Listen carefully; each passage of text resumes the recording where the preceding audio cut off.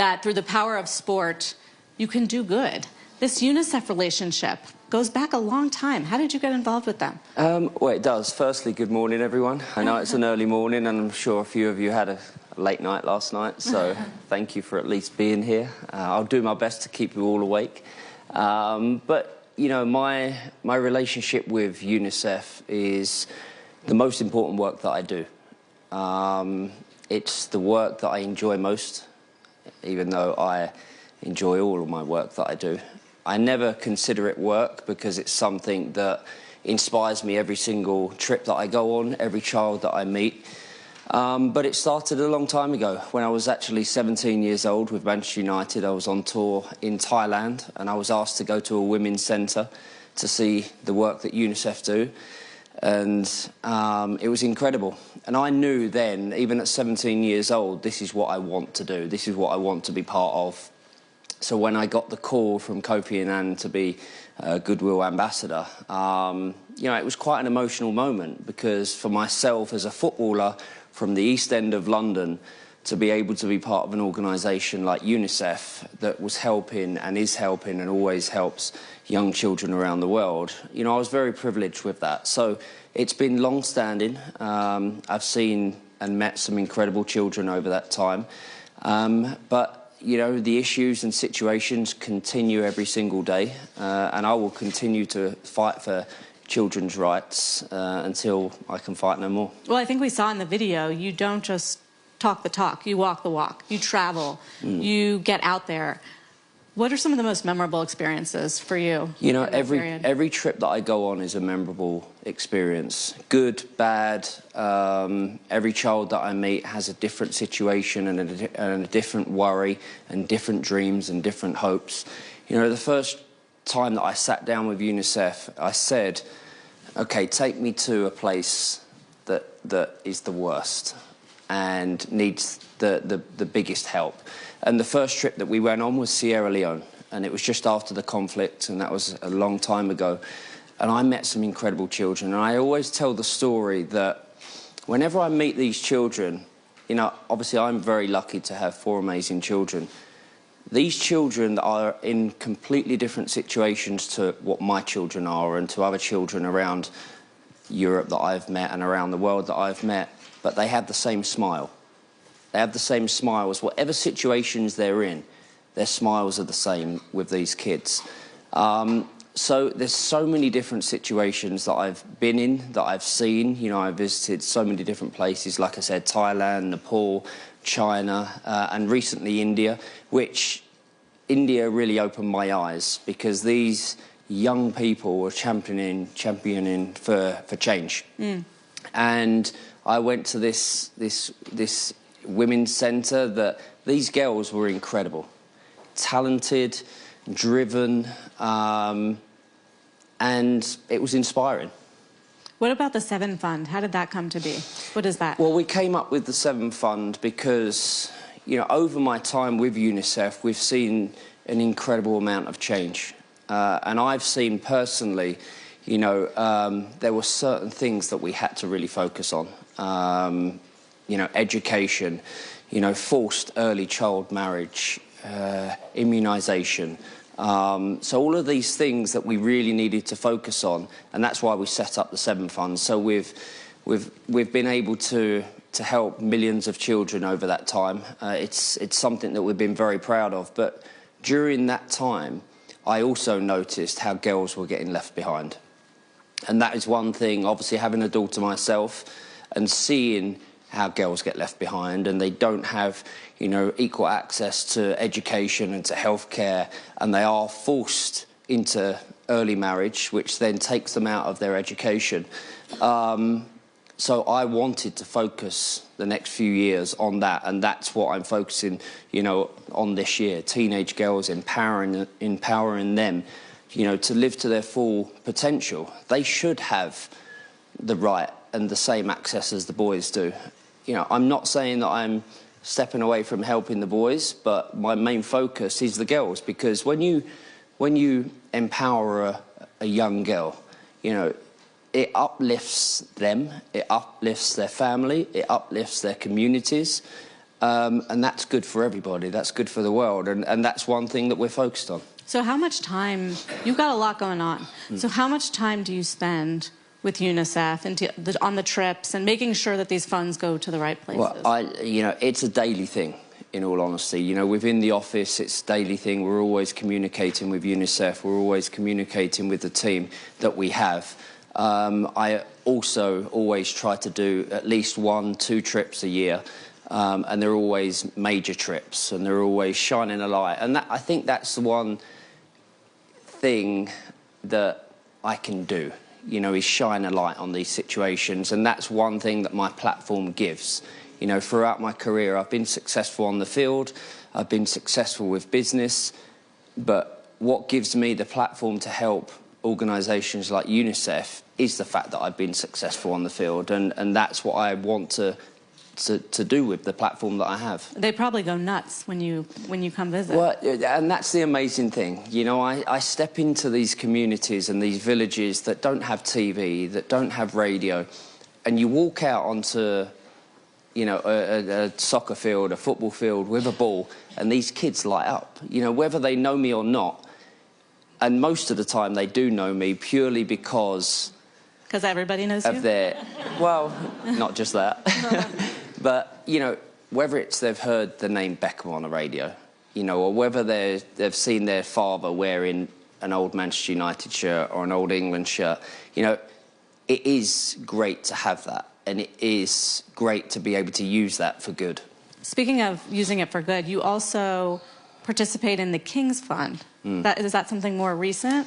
What's your relationship I there? always get emotional talking about anything that I do with our royal family because Why? I've always been a huge royalist. I was brought up in a family, in a household that adored and loved everything that came with the royal family. So, you know, over the years, I've done a lot with the Prince of Wales, and I've always been there whenever he's asked me to get involved with things, you know, whether it be veterans, whether it be the London Air Ambulance Service, which we raised funds to get 2 new helicopters for London. You know, these are the things that when I was a kid, I used to see the helicopters going over and you knew exactly what they were going to do. They were on the way to an emergency.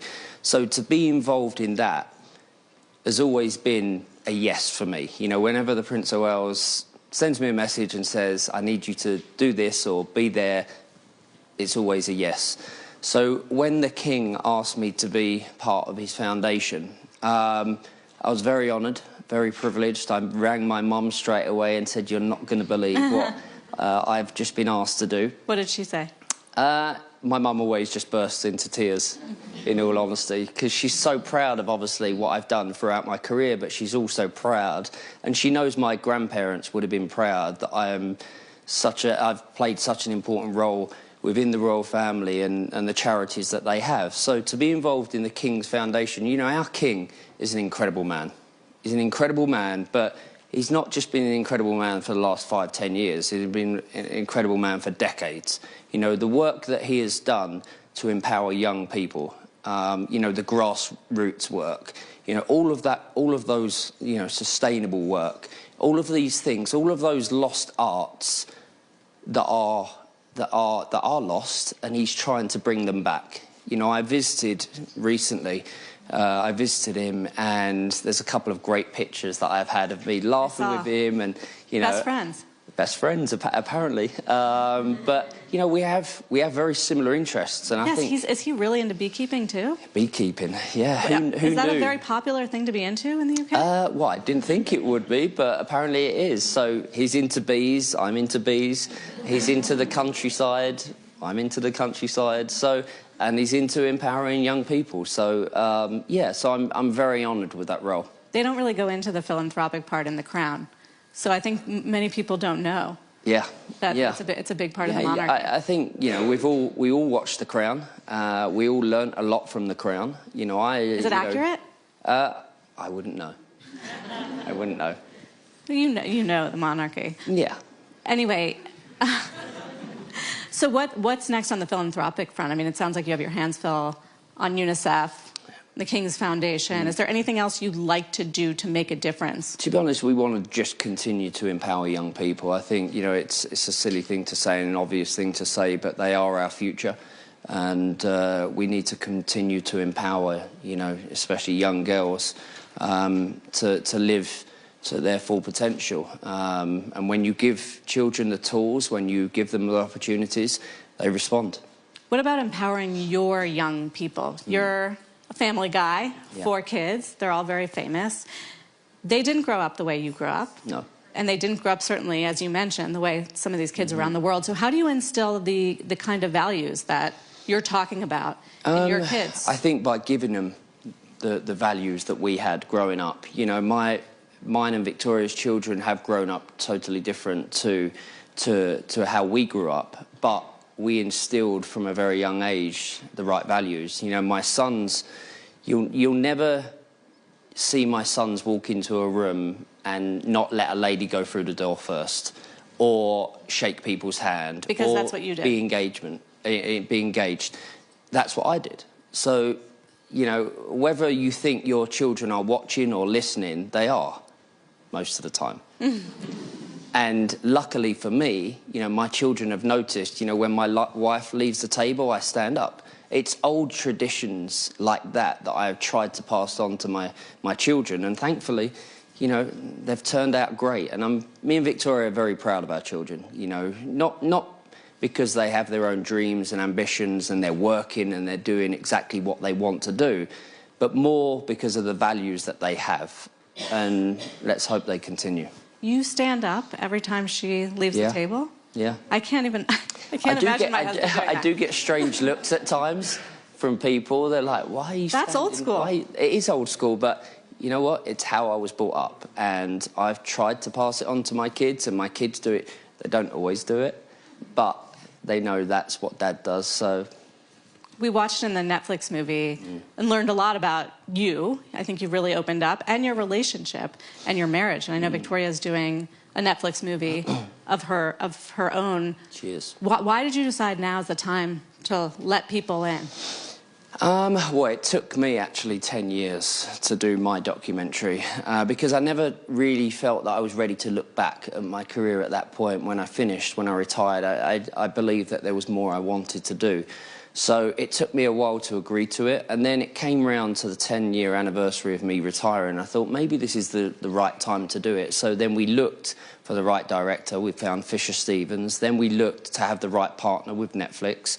And then it was all about Fisher making me as uncomfortable as possible to deliver what he delivered. And he did that. Every time I sat down with him, I felt uncomfortable. I didn't want to be there. I didn't really want to talk about things, because I'd never talked about those things before. You know, I'd put them away in a box, I'd locked it up and thought, I'm never going to have to talk about it. But it was good for me. You know, I hold a lot of things in, and it was good for me to actually sit down and talk about these things. So you know, I said to Victoria, I'm only going to do this once, and I'm going to do it right. And it turned out great, you know, to know that it was so popular around the world and people got to learn a different thing about me. You know, that made me very proud of the show that we made. So then leading on to Victoria's, that actually it was quite hard to get her to agree to it, and I was the only one that was going to make that happen. So why? She didn't want to do it? She did, well, no. She didn't. Well, purely because, you know, I wanted to do it and showcase what she's all about. You know, people see her as the designer, the creator of, obviously, a beauty brand, the mother, the wife, the Spice Girl. I was going to say, posh, first and foremost. But I wanted to highlight how hard she works. You know, this is a woman. I've never met a harder working woman, apart from you. I've never met a harder working woman than my wife. And I wanted to show that. I wanted to show everything that goes into her design, everything that goes into her brand, what she does outside it, all the decisions that she makes. And that's the only way of doing it. So, again, we're doing it with Netflix, we're doing it with our production company. And so far, I think it's going great. And it's just going to highlight how hard she works and the things that she does. And I think people are going to be quite surprised how she juggles things, because, you know, she's a multitasker, and that's one thing that I don't think I am. How did your kids react to the documentary? Well, well, none of us had seen it until the premiere.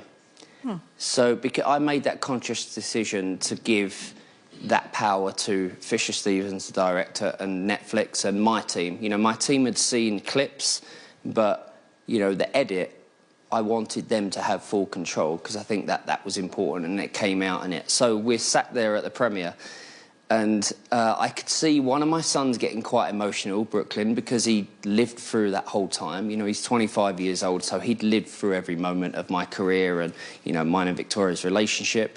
Then you had Romeo that was 19 years old, no, that was 20 years old at the time, and I could see him, and he said, "Dad, you and Mum worked really hard to get where you are." Then Cruz, my youngest boy, turned around to me and he said, "Dad, you were really good at football."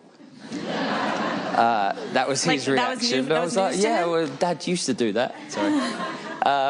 And Harper was just, I mean, Harper sat there, and she was probably the one, as well as Brooklyn, that I was probably most worried about watching it, because he'd lived through the whole thing, and, you know, there's some moments where you see him crying in the car because of the amount of people around the car and the paparazzi. So I was worried on that side for him, but then I was also worried for Harper because, you know, it's the first time that she'd seen all of that. So, you know, but they loved it. And the moment at the end where people all talk about, you know, the moment where Mum and Dad are dancing in the tent and in embarrassing them, you know, that was a moment where I look back and it just naturally happened. You know, we'd been in the tent. That dancing is like went viral. It went viral, I know. And it was, you know, that was one of the most rewarding moments for me. Seeing, you know, people in their kitchens doing the same. You know, seeing them do it with their children or their parents or their animals. You know, all of those things happen through that moment, and yeah, and that was just a natural moment that actually happens most weekends. You know, Mum and Dad always embarrass the kids at the end of the night. You guys dance most weekends? Yeah, yeah. You know, after a couple of drinks. After a couple of drinks. I think what resonated with people is how authentic you were and how much you opened up. And speaking of, I do want to talk about David Beckham, the businessman, because you've been very successful. I mentioned the partnership with Authentic Brands. So they own a majority of your brands, all the deals you do, the endorsements and the business. How's that going? You know, it's going incredibly well. You know, I'm very lucky to have the business that I've had, but I think I recognised very early on in my career that I wanted to have a business outside of my career when I finish. So I built the business up to a certain point to do that. And when I built the business up to a certain point, I knew that then I wanted to scale it. But I knew I wanted to scale it with the right people. I didn't just want to hand, you know, a certain amount of my brand over to someone to let them do whatever they wanted with it. So, you know, I've known Jamie Salter for over a decade. And I know his values. I know his family values. I know him as a businessman. I know how hard he works. And I knew that when I met Jamie, at that point, it wasn't the right time to go into business. I didn't feel my business was in the right position to actually, you know, take it to another level. I knew that I had to build it a bit more over the time. But I also watched what Jamie was doing with Authentic over the last 10 years. You know, he's built this incredibly successful brand for 15 years now. And I knew eventually that was the man that I wanted to be in partnership with and business with. So, you know, over that time, you know, I was watching what Jamie was doing. I was watching how hard he was working and the scale he was going to. And then when it came to the point where I was like, OK, I'm ready to scale my business. I'm ready to take it to the next level. Me and Jamie had a conversation, and that conversation probably lasted 5 minutes. And we knew that we wanted to be in business together. You know, I know Jamie as the businessman, and I love him as the businessman. But what I love him is for his values. What I love him for is his family values. All 4 of his boys are in the business. All 4 boys have the values that he has. His wife runs the show, of course. As she should. As she should. But Jamie is an incredible partner to be in business with. And like I said, you know, I wanted to take my business to the next level. And, you know, the scale that he has done to Authentic is what I wanted to do with my business. And that's, you know, being a shareholder of Authentic and being a partner with Jamie, you know, it's something that I'm very excited about the future. It's been a good place to be. It's been a good place. One of your best business decisions, certainly to Americans, has been Inter Miami. You have an ownership stake, and you somehow convinced Messi to come play in the United States. Yeah. What was the vision or the inspiration behind all that? I always wanted to give back to the game. You know, my dream was always to give back to football, to soccer. And, you know, punditry or management was something that I never saw myself going into. You know, my dream was always to own a team. I always wanted to own a team. So when I moved to America, you know, I had the opportunity to put in one of my contracts, or the contract, that at the end of my time there, I could own a franchise and I could pick the city where it was going to be. And I knew from day one that I wanted Miami. I knew that that was the place where I wanted to be, and a lot of people said to me, it's a tough sporting city, do you really want to go there? And I was like, it's exactly where I want to be. Why? Because it was a challenge. And I would say it's been the hardest challenge, actually, in my career and in my business, but the most rewarding. It's the most rewarding for many reasons, you know, to see the team grow, to see the franchise grow, to see the club grow, and to see what we have now. You know, we're building a new parcel. We have a new parcel of land, 32-acre parcel of land in Miami, where we're building the new stadium, which Miami Freedom Park, which we're very excited about. There'll be retail space, there'll be parks there, and obviously the stadium will be there. So we're very excited about that. But you know, when I moved to America, yes, I wanted to lift the game. Yes, I wanted to be part of, you know, making soccer as popular as it is everywhere else around the world. But I wanted to win. I wanted to win on the field, first off. You know, I had a 6-year contract there. And yes, I wanted to build the game. But more importantly to me, I wanted to win championships. And luckily, in the end, I won 2 championships in America.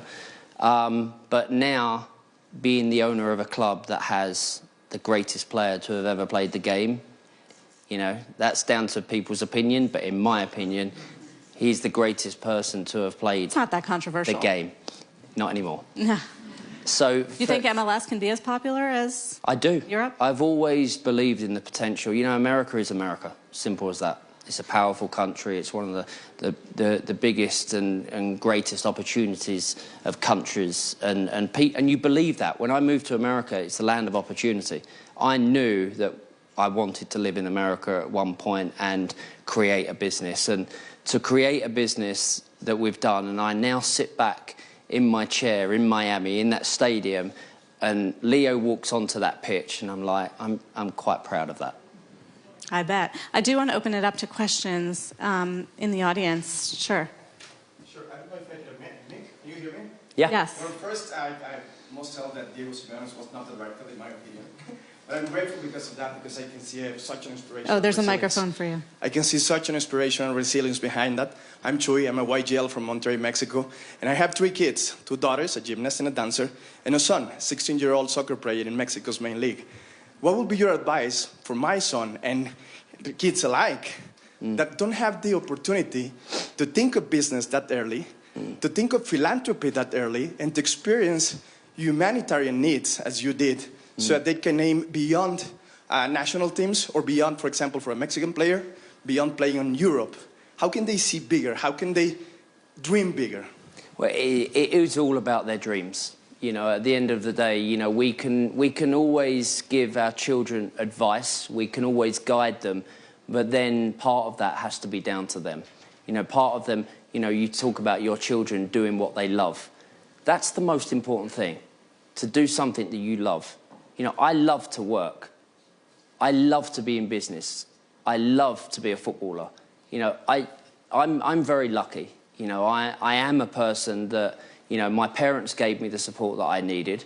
But then that made me want to give them back something. You know, when they gave me so much. You know, I grew up in a working class, you know, household. You know, my mum and dad worked hard till from 7 a.m. to 11 o'clock at night. So they gave me that work ethic. So that's what we can do. We can give our children the opportunity to dream, to help other people, to be kind, because we need more kindness in the world. And then that leads to other things. Thank you, David. Such a privilege. And this is for my son, Gabo. Thank you. Thank you. Let's do one more. Sure, in the back, right behind. Hi, David. I have a goddaughter. She's 10 years old, and she's half Thai, half British. She just suffered diabetes type 1. Can you give some word to her, like, and inspire her a little bit? Well, continue to be healthy. Continue to look after yourself. Continue to dream, because we all want that for children around the world. You know, all children, I've been lucky to sit with children and listen to their hopes, listen to their dreams. And we have to be there for them. We have to look after them. You had children. You started very young. We did. You know, Victoria was 24 and I was 23 when we had Brooklyn. And when we got married, you know, this July we would have been together for 28 years, married for 26 years. I turned 50 in May. So it's quite a big year. Is that why you're in the supplement business now? Well, you know what? We're very strategic in the businesses that we go into. So supplements definitely are needed. And good supplements, which I don't know whether any of you know about IM8, but you should get IM8 because it's got 92 ingredients. I feel like I'm selling something now. Well, you are. I am, yeah. So that's your secret, IM8? That's my secret, IM8. How do you know what to say yes to and what to say no to? I'm sure businesses come to you all the time. I'm very lucky to have good people around me. I'm very lucky to have good opportunities. But in all honesty, I go with my gut. You know, I look at the opportunities that are brought to me, and I always look at them and I sit back and look at them and think, can I work with these people? Can I work with these people for a long time? Do I want to be the face or do I want to be the founder? You know, I enjoy both. Like I said a minute ago, I like to work.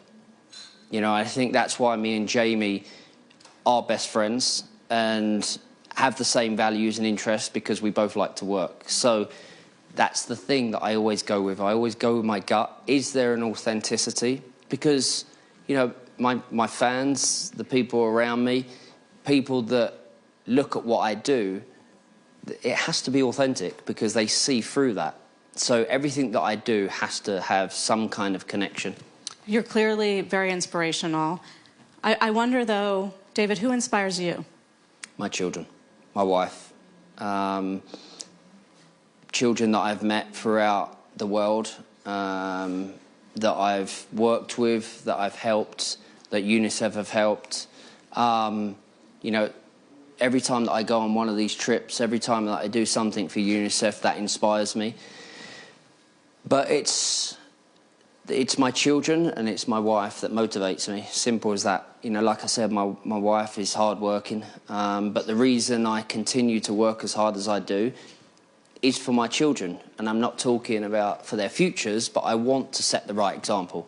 You know, when I retired 12, 13 years ago now from playing, I could have just sat back and enjoyed the moment. But when I grew up at Manchester United, you know, I had one of the biggest and best business leaders inspire me and teach me, Sir Alex Ferguson. And every time that we do something in business, every time that we have some success, yeah, of course we enjoy it, we celebrate it, but the next moment we're on to the next thing. And that was exactly what Sir Alex Ferguson taught me. He taught us, when we won the treble in 1999, we broke all records. It had never been done before. We won the Champions League, we won the FA Cup, and we won the Premier League. It had never been done before.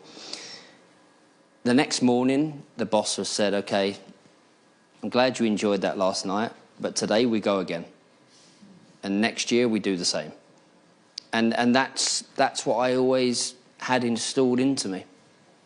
Well, David, thank you very much for giving all of us a snapshot into how you think and how you operate.